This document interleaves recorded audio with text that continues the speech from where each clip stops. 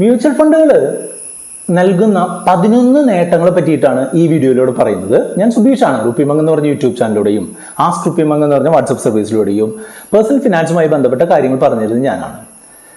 നിങ്ങൾ പലർക്കും മ്യൂച്വൽ ഫണ്ടുകൾ ഉണ്ടായിരിക്കാം. ആ മ്യൂച്വൽ ഫണ്ടുകൾ നിങ്ങൾ മെയിൻറ്റെയിൻ ചെയ്ത് പോകുന്നുണ്ടായിരിക്കാം. ചിലർക്ക് മ്യൂച്വൽ ഫണ്ടുകൾ ഇല്ലായിരിക്കും. കാരണം എന്താ വെച്ചാൽ അവർക്ക് മ്യൂച്വൽ ഫണ്ടിന്റെ ഗുണങ്ങളെ പറ്റിയിട്ട് അറിയുന്നുണ്ടാവില്ല.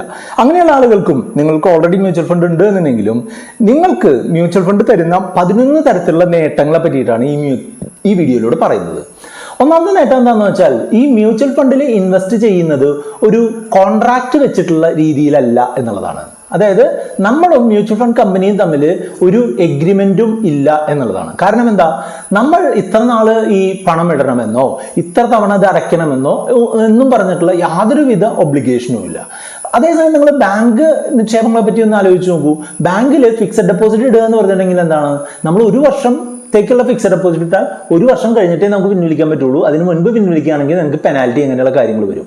അതേപോലെ തന്നെ നിങ്ങൾ റിക്കറിംഗ് ഡെപ്പോസിറ്റിലാണ് ബാങ്ക് നിക്ഷേപിക്കുന്നത് എന്നുണ്ടെങ്കിൽ ബാങ്ക് അതിനുള്ളിൽ അവസാനിപ്പിച്ച് പോരണം എന്നുണ്ടെങ്കിൽ ബാങ്ക് നിങ്ങൾക്ക് കാര്യമായിട്ടുള്ള പലിശയൊന്നും തരാനും പോകുന്നില്ല. പക്ഷെ മ്യൂച്വൽ ഫണ്ടുകൾ താരതമ്യേന ബെറ്റർ ആണ് ആ കാര്യത്തിൽ. അങ്ങനെയുള്ള യാതൊരുവിധ കോൺട്രാക്റ്റും ഇല്ല. നിങ്ങൾക്ക് ഒരു തവണ നിക്ഷേപിക്കാം, 10 തവണ നിക്ഷേപിക്കാം, 10 വർഷം നിക്ഷേപിക്കാം. നിങ്ങൾക്ക് നിക്ഷേപിച്ചാൽ പിറ്റേ ദിവസം പൈസ പിൻവലിക്കാം, അല്ലെങ്കിൽ 2 ദിവസം കഴിഞ്ഞിട്ട് പൈസ പിൻവലിക്കാം, ഒരു 10 വർഷം കഴിഞ്ഞിട്ടും പൈസ പിൻവലിക്കാം. അപ്പോൾ നമ്മൾക്ക് അങ്ങനെ തമ്മിലുള്ള ഒരു കോൺട്രാക്ട് ഒബ്ലിഗേഷൻസ് താരതമ്യേന കുറഞ്ഞിട്ടുള്ളതാണ് മ്യൂച്വൽ ഫണ്ടുകൾ എന്നുള്ളതാണ് ഒന്നാമത്തെ നേട്ടം. നിങ്ങൾ ഇതിനെ പറ്റി ചിന്തിച്ചിട്ടുണ്ടോ? മ്യൂച്വൽ ഫണ്ടുകൾ വളരെ ഫ്ലെക്സിബിൾ ആയിട്ടുള്ള രീതിയിൽ ഹാൻഡിൽ ചെയ്യാൻ പറ്റുന്നതാണ് എന്നുള്ളതാണ്. ഫ്ലെക്സിബിൾ ആയിട്ടുള്ള രീതിയിൽ ഹാൻഡിൽ ചെയ്യാൻ പറ്റുക എന്ന് പറഞ്ഞിട്ടുണ്ടെങ്കിൽ നമ്മളുടെ ആവശ്യത്തിനനുസരിച്ച് നമുക്ക് നിക്ഷേപിക്കാം. അതായത് നമ്മൾക്ക് ഇപ്പോൾ തോന്നുകയാണ് ഇന്ന് കുറച്ച് പൈസ നിക്ഷേപിക്കണം, ഒരു മാസം കഴിഞ്ഞിട്ട് വീണ്ടും നിക്ഷേപിക്കാം. അതല്ല, നമ്മളതിനിടയ്ക്ക് നമ്മുടെ തീരുമാനം മാറ്റി 2 ദിവസം കഴിഞ്ഞിട്ട് വീണ്ടും നിക്ഷേപിക്കുന്നു. അങ്ങനെ നമുക്ക് ആവശ്യമുള്ള സമയത്ത് വളരെ എളുപ്പത്തിൽ ഓൺലൈനായിട്ട് തന്നെ നിക്ഷേപിക്കാനായിട്ട് പറ്റും. മ്യൂച്വൽ ഫണ്ടുകൾ നിക്ഷേപിക്കാനുള്ള വളരെ എളുപ്പത്തിലുള്ള ഒരു മാർഗ്ഗത്തിനെ പറ്റിയിട്ട് നമ്മൾ വീഡിയോയുടെ ഡിസ്ക്രിപ്ഷനിൽ കൊടുത്തിട്ടുണ്ട്. ആ ലിങ്ക് ക്ലിക്ക് ചെയ്താൽ നിങ്ങൾക്ക് വളരെ എളുപ്പത്തിൽ മ്യൂച്വൽ ഫണ്ട് അക്കൗണ്ടുകൾ ഓപ്പൺ ചെയ്യാനായിട്ട് സാധിക്കും. മ്യൂച്വൽ ഫണ്ടുകളുടെ മൂന്നാമത്തെ നേട്ടം എന്താണെന്ന് വെച്ചാൽ മ്യൂച്വൽ ഫണ്ടുകൾ വളരെ ലിക്വിഡ് ആയിട്ടുള്ള ഒരു ഇൻവെസ്റ്റ്മെന്റുകളാണ് എന്നുള്ളതാണ്. അതായത് നമ്മൾക്ക് ഇന്ന് പൈസ പിൻവലിക്കണമെങ്കിൽ ഇന്ന് ഇട്ടിട്ടുള്ള പൈസ നാളെയോ നാളെ കഴിഞ്ഞോ അത് കഴിഞ്ഞിട്ടുള്ള ദിവസവും ഒക്കെ പിൻവലിക്കാം. സാധാരണ ഒരു ഇക്വിറ്റി മ്യൂച്വൽ ഫണ്ട് ആണെങ്കിൽ നമ്മൾ പിൻവലിക്കുന്നതിന്റെ 3-ാം ദിവസം നമ്മുടെ അക്കൗണ്ടിൽ പൈസ വരും. അതൊരു ഡെറ്റ് ആയിട്ടുള്ള മ്യൂച്വൽ ഫണ്ട് ആണെന്നുണ്ടെങ്കിൽ നമ്മൾ പിൻവലിച്ചതിന്റെ പിറ്റേ ദിവസം നമ്മുടെ അക്കൗണ്ടിലേക്ക് വരും. അങ്ങനെ വളരെ എളുപ്പത്തിൽ വളരെ പെട്ടെന്ന് ലിക്വിഡേറ്റ് ചെയ്യാൻ പറ്റുന്ന അസറ്റുകളാണ് ഈ മ്യൂച്വൽ ഫണ്ടുകൾ. അടുത്തൊരു ബെനിഫിറ്റ് എന്ന് പറഞ്ഞിട്ടുണ്ടെങ്കിൽ മ്യൂച്വൽ ഫണ്ടുകൾ നമ്മൾക്ക് എത്ര എമൗണ്ട് വേണമെങ്കിലും തിരികെ എടുക്കാം എന്നുള്ളതാണ്. നിങ്ങൾക്ക് 1 കോടി രൂപ മ്യൂച്വൽ ഫണ്ടിൽ നിക്ഷേപമുണ്ട്, അതിൽ വെറും 500 രൂപ എടുക്കണമെങ്കിൽ അതെടുക്കാം. 5000 ആണ് എടുക്കണമെങ്കിൽ അതെടുക്കാം. 5 ലക്ഷമാണ് എടുക്കണമെങ്കിൽ അതെടുക്കാം. 50 ലക്ഷമാണ് എടുക്കണമെങ്കിൽ അതും എടുക്കാം. 1 കോടി മൊത്തത്തിൽ എടുക്കണമെന്നുണ്ടെങ്കിൽ അതും എടുക്കാം. അപ്പോൾ നമ്മൾക്ക് നമ്മളുടെ ആവശ്യത്തിനനുസരിച്ചുള്ള രീതിയിൽ നമുക്കത് പിൻവലിക്കാനായിട്ട് സാധിക്കും. ഇപ്പോൾ ഒരു ഉദാഹരണമായിട്ട് പറയട്ടെ, മറ്റുള്ളൊരു അസറ്റായിട്ടുള്ള റിയൽ എസ്റ്റേറ്റ്. നിങ്ങൾക്കൊരു റിയൽ എസ്റ്റേറ്റ് പ്രോപ്പർട്ടി ഉണ്ട്, നിങ്ങൾക്കൊരു ഫ്ലാറ്റ് ഉണ്ട്, 50 ലക്ഷത്തിൻ്റെ ഒരു ഫ്ലാറ്റ് ഉണ്ട്. അത് നിങ്ങൾക്ക് ആ ഫ്ലാറ്റിൽ നിന്ന് ഒരു 1 ലക്ഷം രൂപ നമുക്ക് പിൻവലിക്കണം എന്നുണ്ടെങ്കിൽ എന്തെങ്കിലും മാർഗമുണ്ടോ? ഇല്ല. അപ്പോൾ അങ്ങനെ ഒരു ഫ്ലെക്സിബിലിറ്റി പല അസറ്റ് ക്ലാസ്സിനും ഇല്ല. മ്യൂച്വൽ ഫണ്ടിന് അങ്ങനെ ഒരു ഫ്ലെക്സിബിലിറ്റി കൂടുതലാണ് എന്നുള്ളതാണ് എൻ്റെ അഭിപ്രായം. മ്യൂച്വൽ ഫണ്ടുകൾ എല്ലാ റിസ്ക് കാറ്റഗറിയിലുള്ള ആളുകൾക്കും പറ്റുമെന്നുള്ളതാണ്. റിസ്ക് കാറ്റഗറി എന്ന് പറഞ്ഞാൽ എന്താണ്? നമ്മളുടെ പണം ഉപയോഗിച്ച് റിസ്ക് എടുക്കാനുള്ള കഴിവിനെയാണ് റിസ്ക് കാറ്റഗറി എന്ന് പറയാം. അതായത് ചില ആളുകൾ തീരെ റിസ്ക് എടുക്കാൻ താല്പര്യമില്ലാത്തവരായിരിക്കാം, ചില ആളുകൾ വളരെ വലിയ രീതിയിൽ റിസ്ക് എടുക്കാൻ താല്പര്യമുള്ളവരായിരിക്കാം, ചില ആളുകൾ ഒരു മിതമായിട്ടുള്ള റിസ്ക് എടുക്കാനുള്ള താല്പര്യമുള്ളവരായിരിക്കാം. അപ്പോൾ അങ്ങനെ ഇപ്പോൾ തീരെ റിസ്ക് എടുക്കാൻ പറ്റാത്ത ആളുകൾക്ക് ലിക്വിഡ് ഫണ്ടുകളുണ്ട്, ഷോർട്ട് ടേം ഫണ്ടുകളുണ്ട്, മറ്റുള്ള ഡെറ്റ് ഫണ്ടുകളുണ്ട്. നല്ല രീതിയിൽ റിസ്ക് എടുക്കാൻ പറ്റുന്ന ആളുകൾക്ക് ഇക്വിറ്റി ഫണ്ടുകളുടെ കാറ്റഗറികളുണ്ട്. Flexi cap fund, focus fund, അതുപോലെ small cap fund, large cap fund, mid cap fund, അങ്ങനെയൊക്കെ പറഞ്ഞ് പലതരത്തിലുള്ള ഓപ്ഷനുകൾ റിസ്ക് കൂടുതൽ എടുക്കാൻ പറ്റുന്നവർക്കുണ്ട്. അതേസമയം ഒരു മീഡിയം റിസ്ക് എടുക്കാൻ പറ്റുന്ന ആളുകൾക്ക് മോഡറേറ്റ് റിസ്ക് കാറ്റഗറികളായിട്ടുള്ള ഹൈബ്രിഡ് ഫണ്ടുകൾ, ബാലൻസ്ഡ് അഡ്വാൻറ്റേജ് ഫണ്ടുകൾ പോലുള്ള ഫണ്ടുകളുണ്ട്. ഇതിനെ പറ്റിയിട്ട് കൂടുതൽ കാര്യങ്ങൾ നിങ്ങൾക്ക് യോജിക്കുന്ന തരത്തിലുള്ള ഇൻവെസ്റ്റ്മെന്റുകൾ നടത്താനായിട്ട് നിങ്ങൾക്ക് നമ്മളെ സമീപിക്കാം. നമ്മുടെ വാട്സപ്പ് നമ്പർ 8848030018 ആണ്. അടുത്ത ഒരു നേട്ടം എന്ന് പറഞ്ഞിട്ടുണ്ടെങ്കിൽ മ്യൂച്വൽ ഫണ്ടുകൾ വളരെ ടാക്സ് എഫിഷ്യൻ്റ് ആണ് എന്നുള്ളതാണ്. നമ്മളൊരു ഫിക്സഡ് ഡെപ്പോസിറ്റിൽ നിക്ഷേപിച്ചു കഴിഞ്ഞാൽ എന്താ സംഭവിക്കുക?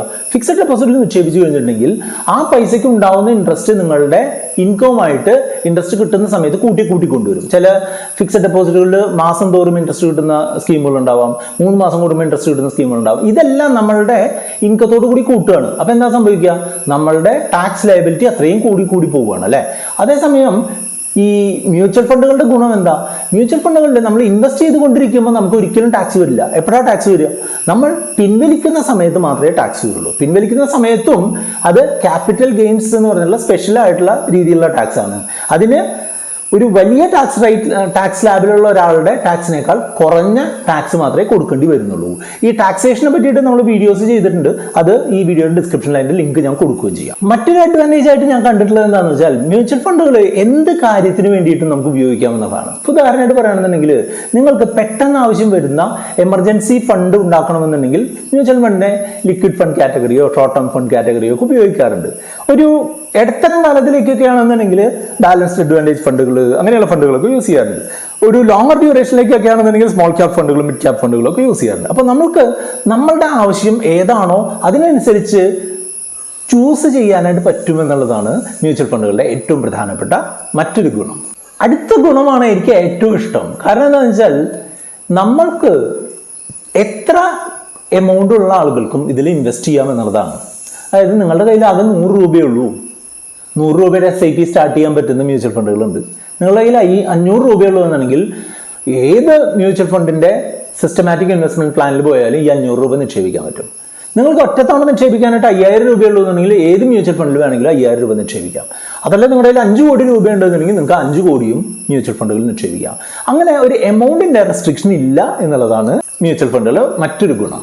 മ്യൂച്വൽ ഫണ്ടുകൾ പല തരത്തിൽ നിക്ഷേപിക്കാം എന്നുള്ളതാണ് അടുത്ത ഒരു ഗുണം. അതായത് നിങ്ങൾക്ക് ഒറ്റത്തവണയായിട്ട് നിക്ഷേപിക്കാം, പല തവണകളായിട്ട് മാസം തോറുമോ ആഴ്ച തോറുമോ 2 ആഴ്ച കൂടുമ്പോഴോ 3 മാസം കൂടുമ്പോഴോ 6 മാസം കൂടുമ്പോഴോ ഒക്കെ ആവർത്തനമായിട്ട് നിക്ഷേപിക്കാം. SIP എന്ന് പറയും, സിസ്റ്റമാറ്റിക് ഇൻവെസ്റ്റ്മെന്റ് പ്ലാൻ.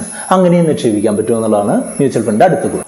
ആർക്കും നിക്ഷേപിക്കാം എന്നുള്ളതാണ് അടുത്തൊരു ഗുണമായിട്ട് ഞാൻ കണ്ടിട്ടുള്ളത്. അതായത് ആധാർ കാർഡും പാൻ കാർഡും ആധാറുമായിട്ട് ലിങ്ക് ചെയ്തിട്ടുള്ള ഒരു മൊബൈൽ നമ്പറും ഉണ്ടെന്നുണ്ടെങ്കിൽ ഏതൊരാൾക്കും വളരെ എളുപ്പത്തിൽ മ്യൂച്വൽ ഫണ്ടുകളിൽ നിക്ഷേപിക്കാൻ പറ്റും.